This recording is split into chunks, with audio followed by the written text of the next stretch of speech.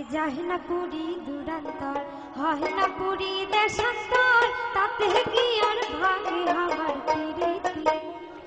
ওই আরে থাকে যদি মনতে, হোক না দেশের কোনো আকাশে নিয়ে যান আমার মহতি। ওই আরে থাকে যদি মনতে, হোক না দেশের কোনো আকাশে নিয়ে যান আমার মহতি।